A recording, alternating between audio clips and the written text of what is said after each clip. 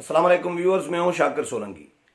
Viewers, वजीर आजम इमरान खान और PTI की हुकूमत का जो माजी में तरीके वारदात हमने देखा है, आज भी वही तरीके वारदात अपनाया गया है।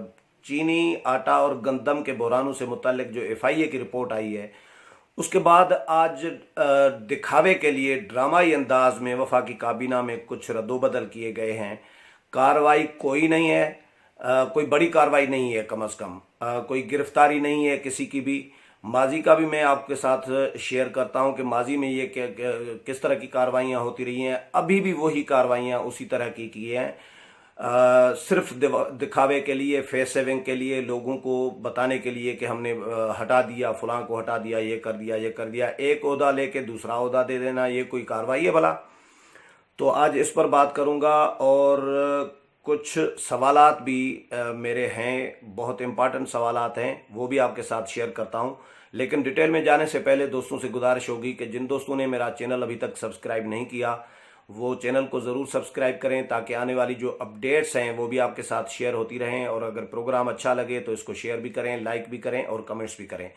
तो पहले चलते हैं कार्रवाइयों की तरफ के कार्रवाइयाँ किस तरह की गई हैं। शहजाद अरबाब साहब हैं, ये मुशीर थे इस्टेब्लिशमेंट डिवीजन के।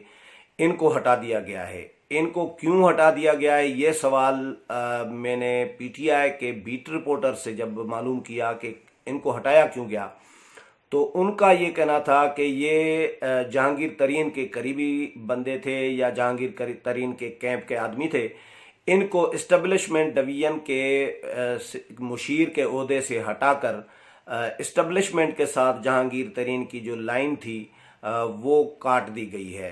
ये उनका है, मैं ज़रूरी नहीं है कि मैं इससे मुतमईन हूँ, लेकिन उनका ये कहना था। और ये भी कहा जा रहा है कि क्योंकि बाबर अवान की ख्वाहिश थी, डिमांड थी कि मुझे मुशीर बनाया जाए, तो वज़ीर आज़म के जो मुशीरों की तादाद जो आइन में है वो पूरी थी। कोई गुंजाइश मजीद नहीं थी किसी मुशीर रखने की। आइनी तौर पर, कानूनी तौर पर वो रख नहीं सकते थे। तो बाबर अवान को एडजस्ट करना था, इसलिए शहजाद अरबाब को यानी एक तीर दो शिकार जो हैं, ये काम किया गया है कि यानी शहजाद अरबाब को हटाकर इस्टेब्लिशमेंट के साथ जो जहांगीर तरीन की लाइन थी वो भी ड्रॉप कर दी गई है, काट दी गई है। और फिर दूसरा काम ये हुआ कि बाबर अवान को भी एडजस्ट कर लिया गया है। ये इसलिए हटाया गया है। दूसरा आते हैं कि फ़ख्र इमाम साहब, ये चेयरमैन थे कश्मीर कमेटी के। इनको खुराक का वज़ीर बना दिया गया है। और खुराक के जो वज़ीर थे वो थे खुसरो बख्तियार। पहले खुसरो बख्तियार वो आदमी हैं जिनके बारे में एफआईए ने चीनी बहरान से मुतल्लिक रिपोर्ट में कहा है कि दूसरे नंबर पर सबसे ज़्यादा फ़ायदा चीनी बहरान का, चीनी एक्सपोर्ट करने का, चीनी पर सब्सिडी मिलने का, चीनी महंगी होने का जो सबसे ज़्यादा दूसरे नंबर पर फ़ायदा लिया है वो खुसरो बख्तियार के भाई ने लिया है।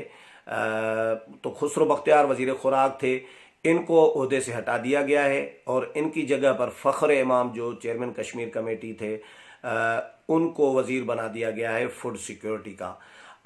हमाद अजहर, इनको सनअत व पैदावार का वज़ीर बना दिया गया है। पहले ये इक्तिसादी उमूर के वफाकी वज़ीर थे, अब इनको सनअत व पैदावार का वज़ीर बना दिया गया है। सनअत व पैदावार के पहले जो मुशीर थे वो अब्दुर्रज़ाक दाऊद थे। और अब्दुर्रज़ाक दाऊद जो थे उनके पास बहुत ज़्यादा ओहदे थे। सनअत व पैदावार के भी मुशीर थे, तिजारत और सरमायाकारी के भी मुशीर थे, और शुगर एडवाइजरी बोर्ड के चेयरमैन भी थे अब्दुर्रज़ाक दाऊद। तो अब्दुर्रज़ाक दाऊद से एक सनअत व पैदावार वापस ले ली गई है। और बाकी दूसरा ये भी एडवाइजरी बोर्ड जो है, शुगर एडवाइजरी बोर्ड, वहाँ से भी हटा दिया गया है। लेकिन तिजारत और सरमायाकारी का वो मुशीर बरकरार रहेंगे, ये कहा गया है। अब ये कार्रवाई है अब्दुर्रज़ाक दाऊद के खिलाफ। भाई, चीनी एक्सपोर्ट करने की जो पहली सिफारिश है, ये एफआईए की रिपोर्ट में कहा गया है कि वो शुगर एडवाइजरी बोर्ड ने दी है। और शुगर एडवाइजरी बोर्ड के चेयरमैन थे अब्दुर्रज़ाक दाऊद। तो अब्दुर्रज़ाक दाऊद के खिलाफ उनको गिरफ्तार करने की बजाय, उनको हटाने की बजाय तमाम ओहदों से उनको कहा गया है कि बस ये 2 ओहदे वापस ले रहे हैं, बाकी एक ओहदा आपके पास तिजारत और सरमायाकारी का रहेगा। ये फैसला, ये कार्रवाई हुई है। आगे चलते हैं। बाबर अवान को जो है बना दिया गया है पार्लिमानी उमूर का मुशीर, और पार्लिमानी उमूर के पहले वजीर थे आज़म सवाती। आज़म सवाती को भी एडजस्ट कर लिया गया है। इसी तरह जो है सेक्रेटरी खुराक जो हैं हाशिम पोपलजई, उनको भी हटा दिया गया है। पंजाब के जो वजीर थे खुराक के समीउल्लाह चौधरी, इनका भी नाम मौजूद है रिपोर्ट में कि ये भी मुलविस हैं और इनकी भी नाअहली है। ये भी जिम्मेदार हैं आटा और गंदम बहरान के पंजाब में। तो इन्होंने भी इस्तीफ़ा दे दिया है। और खालिद मकबूल सिद्दीकी ने पहले ही इस्तीफ़ा MQM के जो वज़ीर हैं उन्होंने दिया हुआ था, तो आज उनका मंजूर कर लिया गया है। अमीनुल हक साहब हैं, इनको टेलीकॉम का वज़ीर बना दिया गया है।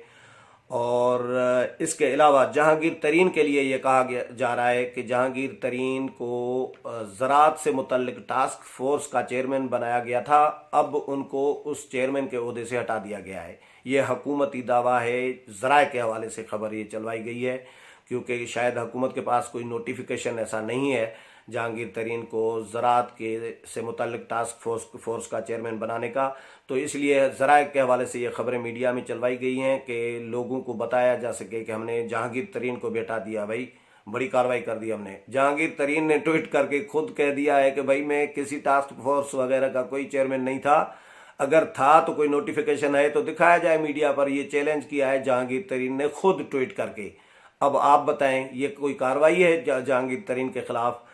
तो हुकूमत कह रही है लोगों को बेवकूफ़ बनाना है कि बस जहांगीर तरीन को भी हटा दिया। ये असल में कहानी ये थी, आपको याद होगा कि कुछ माह पहले, कोई 8-9 माह पहले या साल पहले, शाह महमूद कुरैशी ने प्रेस कॉन्फ्रेंस की थी मुल्तान में, एहतजाज किया था पंजाब में या लाहौर में या मुल्तान में कि जहांगीर तरीन वफाकी काबीना के इजलासों में क्यों बैठते हैं। वो नाअहल हैं अदालत की तरफ से और वो उनके पास वफाकी काबीना का कोई ओहदा नहीं है। वो वफाकी काबीना के इजलासों में बैठते हैं, हमारे पार्टी के सरकारी इजलासों में भी बैठते हैं, मुशावरत इजलासों में। तो वो उनका क्या काम है, ये इस पर एहतजाज किया था शाह महमूद कुरैशी ने।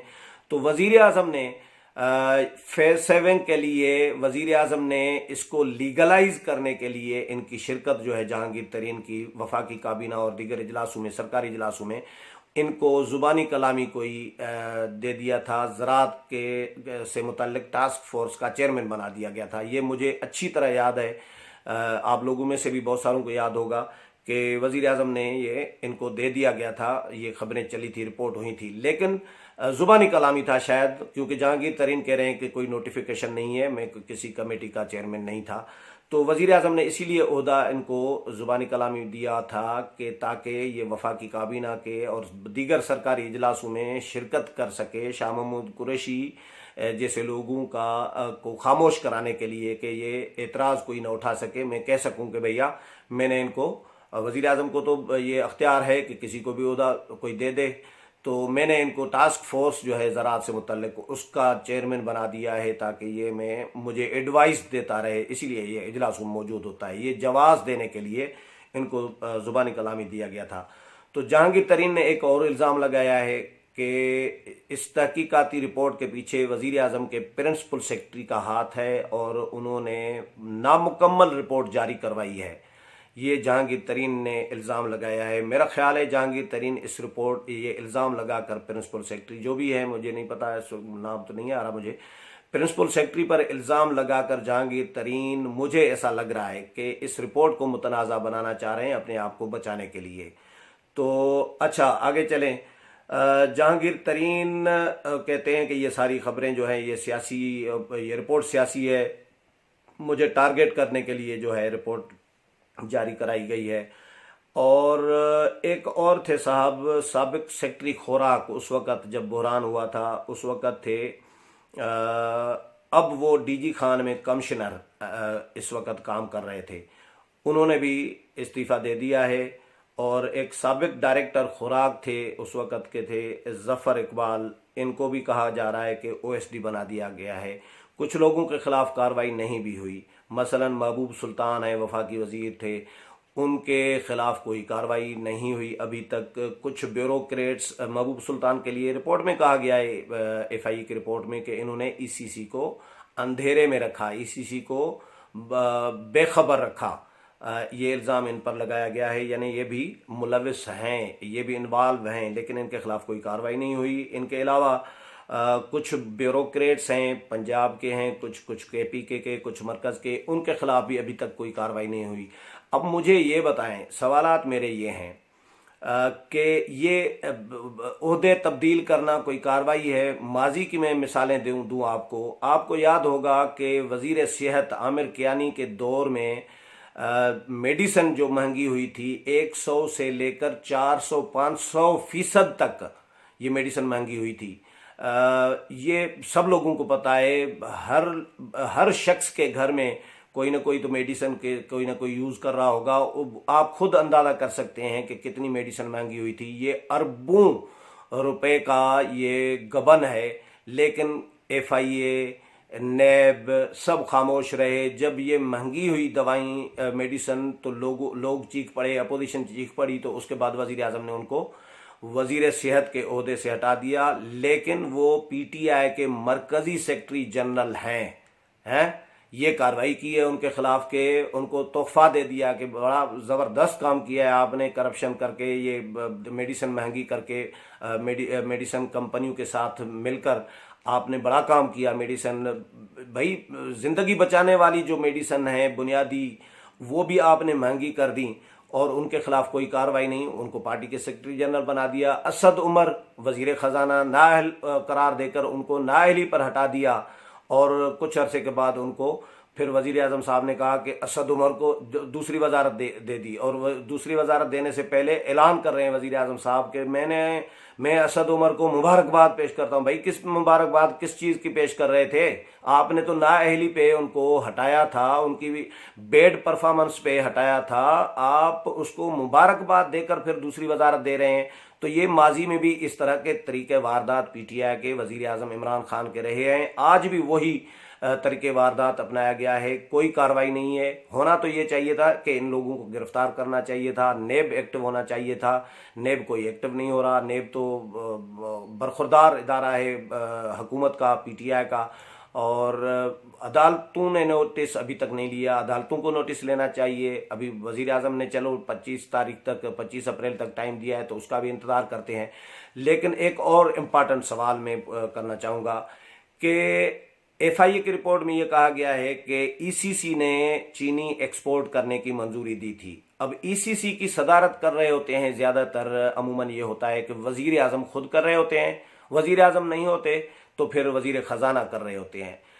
अगर वज़ीर आज़म ने ECC की सदारत की है, मंजूरी दी है, तो वज़ीर आज़म कैसे चीनी एक्सपोर्ट करने के जुर्म से या चीनी का बहरान पैदा करने के जवाज़ जो इक़दामात हैं, करने के इक़दामात जिनके नतीजे में बहरान पैदा हुआ, उससे वज़ीर आज़म कैसे मुबर्रा हो सकते हैं? वज़ीर आज़म के बारे में रिपोर्ट में FIA ने भी नहीं लिखा। वज़ीर आला के बारे में रिपोर्ट में FIA ने नहीं लिखा। अगर सूबा 3 अरब रुपए सब्सिडी दे रहा है पंजाब, तो क्या वज़ीर आला की मंजूरी के बगैर 3 अरब रुपए पंजाब हुकूमत ने सब्सिडी देने का फैसला किया? बिल्कुल नहीं, कतई नहीं हो सकता।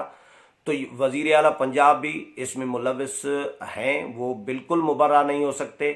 वज़ीर आज़म चीनी एक्सपोर्ट करने के मामले से बिल्कुल, चीनी एक्सपोर्ट 10 लाख टन चीनी एक्सपोर्ट करने का पाकिस्तानी हुकूमत तो फैसला करे, और क्या आपका ख्याल है आप वज़ीर आज़म बेखबर होंगे? वज़ीर आज़म की मंजूरी नहीं होगी, रजामंदी नहीं होगी?